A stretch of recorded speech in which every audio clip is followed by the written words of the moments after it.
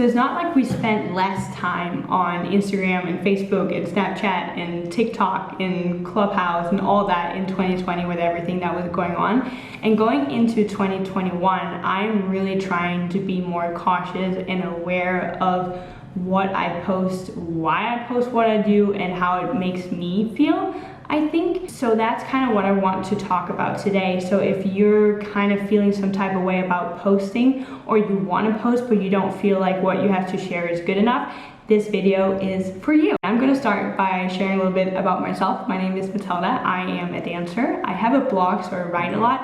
I just started taking acting classes, and then I have an online dance mentorship program for Danish dancers that I'm running. And with everything I do, it's all artistry in some sort of way. And today, it kind of requires some sort of social media presence. Even with dance auditions nowadays, whenever you show up at an audition, there's usually a sign-in sheet where you now can write your name, your email, and your Instagram handle. So Instagram kind of works like a portfolio nowadays, which is kind of hard because like you want to look professional and look in some type of way, but also you want to stay authentic to who you are and share the things that are true to yourself for social media to be fun, I think. I personally think that influencers or people who share a lot on social media are really, really brave, at least the ones that are staying very true to themselves. It's very, very easy to pretend you're someone else and share things just because they're popular, but to actually share things that you want to share because they feel right to you and not necessarily because they're popular is really hard. Whenever I go on these online stages, even filming this video, like I experience so much resistance, like it's not good enough or that I'm not good enough. And I think with all of our fears, they often just comes down to the fear of other people judging us. We think that other people are gonna judge us as hard as we judge ourselves. And that is just the biggest lie in the world. Like no one will ever, ever, ever judge you as hard as you judge yourself. So the main reason I'm actually doing this video today is because I just had a call with one of my students where we talked about her dance training and what her dreams are for dance and all these things. And I asked her what she would want to do if she wasn't a dancer, just because I'm curious. And she said that she would want to be an influencer. And I asked her why, and she said because she's looking up to all these really, really skinny fitness models and the Victoria's Secret girls and the ones who are traveling the world. And obviously I've heard that a million times before, but I asked her if she is sharing a lot to a social media platform now, and she said no, because not until I have a big enough following, I'll be confident enough to share myself and my art and who I am. And it's really interesting because when you think about it, if you're not confident enough to stand in front of 10 people or 50 people and speak your truth and share who you are, if you deep down don't think that your voice matters, how are you going to feel more confident or better about speaking in front of an audience if there are 100,000 people or 300,000 people? Like that's 600,000 eyes looking at you. You can feel all of this no matter if you have 5 followers, 500, 3,000, or 10K, whatever it is. You will still feel the same type of way if you don't do the inner work, right? Now it's getting a little yoga. But even the people who have 1 million followers, like, and we think, oh, they must be really happy about what they're sharing. They look at the people who have 5 million followers and they're like, oh, I want to be like that. I'm not good enough until I have this. So we keep pushing that finish line to when we can be satisfied and when we can start sharing who we are, when in reality, we just need to share right now. Like there's no time like now. So if you're anything like me, let me tell you something about me. I am really, really not good with someone just telling me, hey Matilda, believe in yourself. And I'm like, thank you for sharing such a mind-blowing, life-changing advice.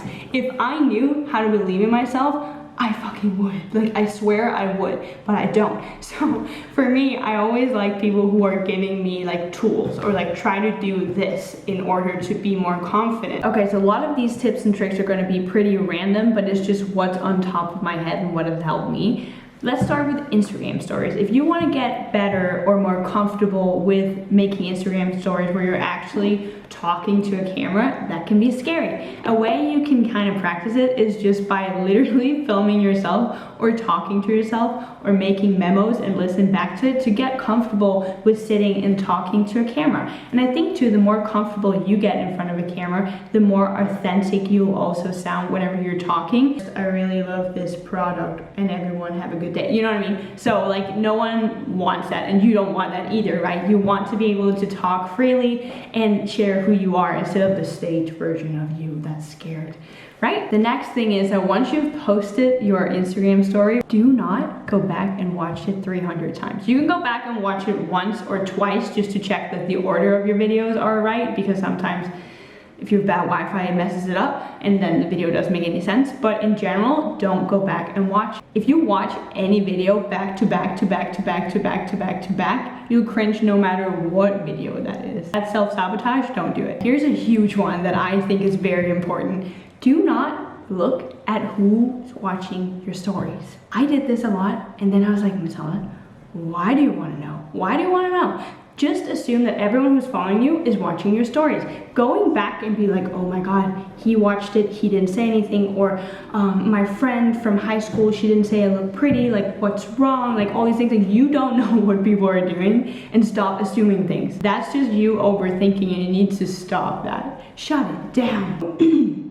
Going back, whoa, you going back and trying to assume why people are doing what they're doing. It's really just your self-destructive brain who's trying to find reasons to why you suck. Because if you believe you suck, you want to find evidence that what you think and believe is true. That's why conspiracy theories, they go to Facebook groups, right? They're like, oh, I need to find someone who can tell me that what I think is true, so I need to find these communities where people keep hyping whatever I believe up, right? Same thing goes for this. It's like, if you believe you suck, you keep looking for reasons to why other people would think that you suck, you know? So I think in the beginning, as a little exercise, try to not look at who's watching your stories, and then later on, I think the big goal is to actually try to find reasons to why people like you instead of why they wouldn't like you. Like, they are following you for a reason.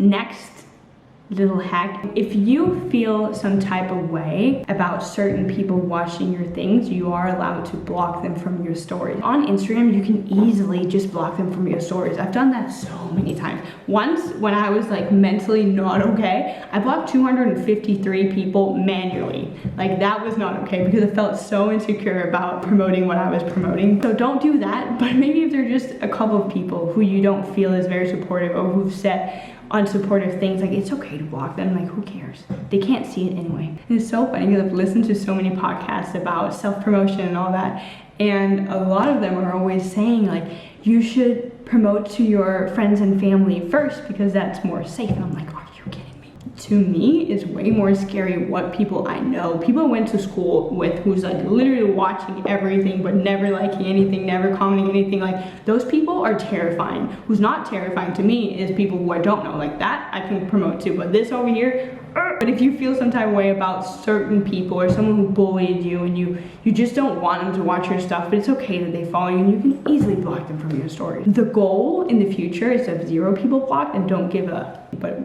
for now, just block all the people, it's okay.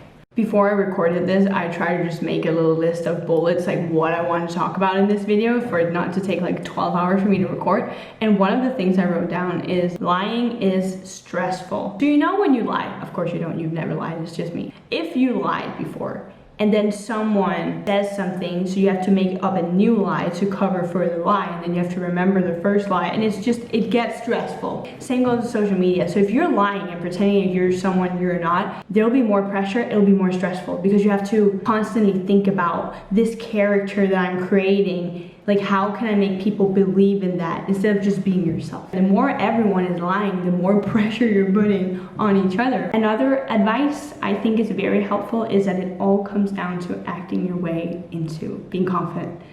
I really think it's great to read the books and listen to the podcasts, but in the end, the best way to get comfortable with doing something is by doing it. I know it sucks, this advice, but it's so true. And I think when you start anything, like even sharing your voice a little bit more on a social media platform or in real life, I think we kind of just have to assume, that's what I do at least, that it's gonna be bad.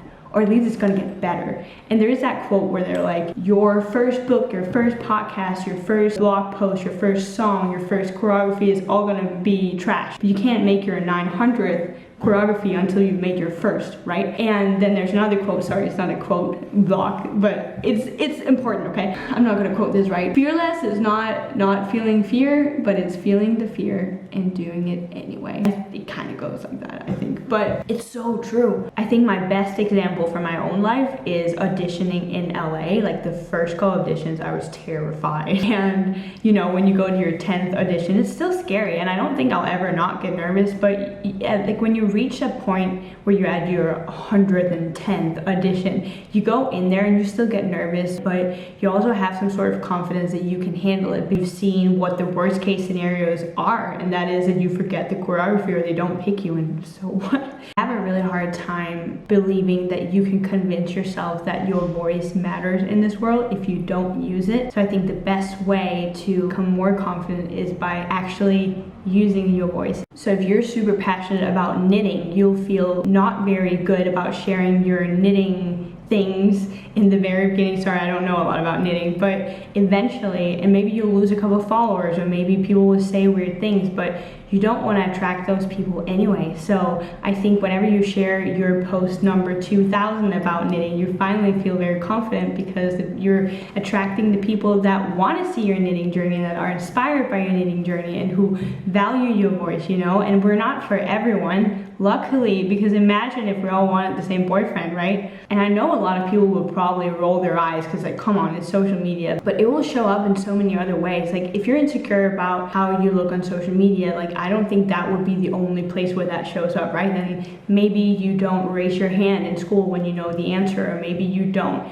say what you think at a meeting at work, and all these things. So I really do think that working on these small areas that seem very small can help you in so many other areas. I sometimes think of it the other way. I'm like, imagine if there's someone out there that I'm following who is thinking, uh-oh, I don't want to share this because I'm scared of what Matilda would think. Because that's reality, right? We're scared of what other people think, but we don't think about that they're scared, but we think of them too. And if someone came to me and was like, oh, I'm only sharing these things because I'm scared of what you say, I would be like, stop doing that. That's ridiculous, right? If you want to be an influencer, I am not saying that's not a good idea, but I do think that we have to really sit down and think, is this something I want to create because I want to create a platform where I want to help other people with gaining something or feeling better about themselves, or products that will help them with their lives, or whatever that is?